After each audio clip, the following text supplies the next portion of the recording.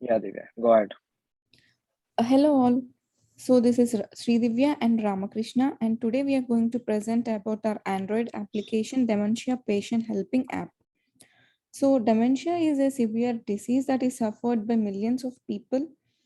This is a memory related problem, and that is why we have this app idea which will help the people suffering with dementia or any other memory loss disorder.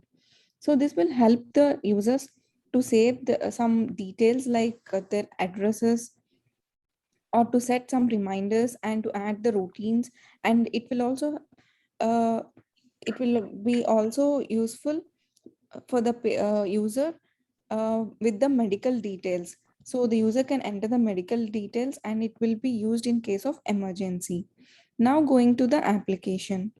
So this is our sign up page where the user can enter So, his details to sign up into the application. Here we have the first name, last name, email address, password,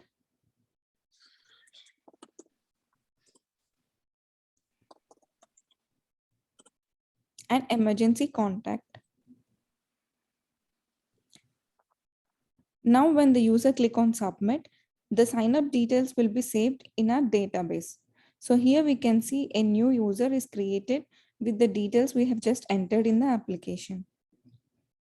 So now the user can use the email ID and password to log in into the application.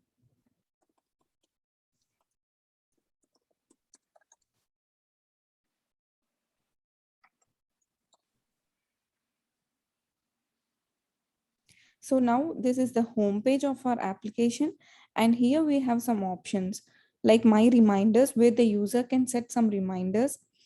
There are my routine where the user can add a routine to get the notifications daily, and there is a my addresses to add the locations that the user want to remember, and there is also a medical ID where the user can enter all his medical details which will be used in case of emergency.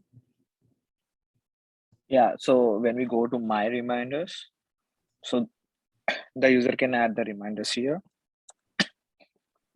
So, like eat healthy and notes, he can add like what he want to eat or anything that he want. Apple, bananas, orange, something like that. And date, he can set the date like when he wants to get reminded about. So, like 11/09/2022. So he can give the time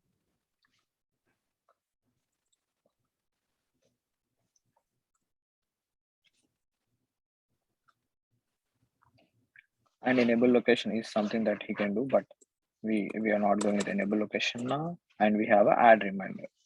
When we click on add reminder, this will be added to a database. So here is a thing that we just got. I mean, we just added it like date, enable location false, and notes and title. It healthy. So date is as in the format like month, 11, and everything, and hours there. So that is how it is. So then we go back to our application and we'll go back to home screen.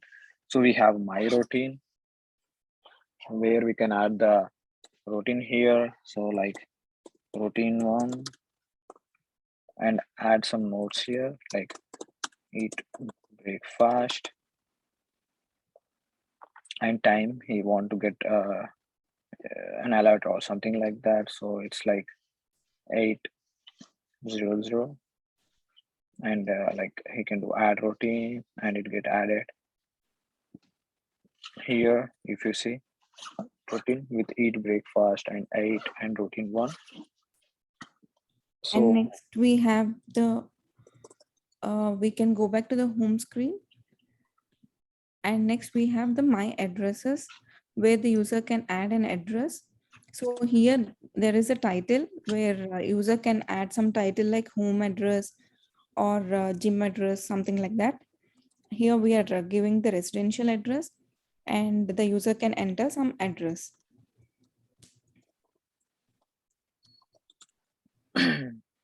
Camberley and West Haven 516.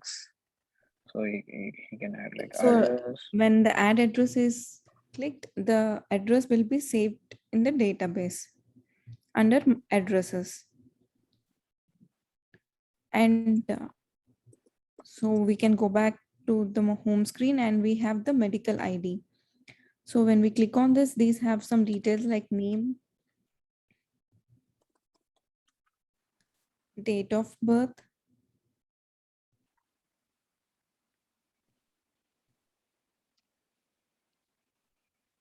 blood type, weight and height,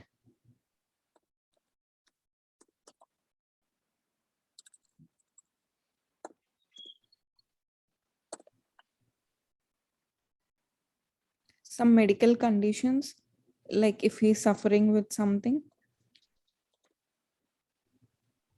and the medications the user is currently using, so that these details will be used in case of emergency.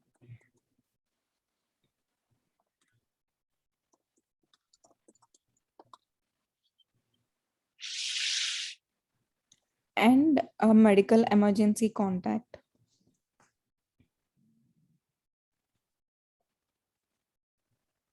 And when we submit, these details are again saved into the database under the user.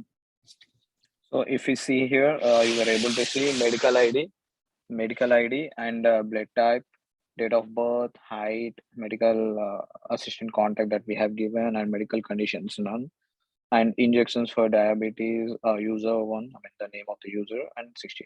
So this will be stored on any single user. So the addresses, medical ID, the profile data, and the password and reminder that given and the routines.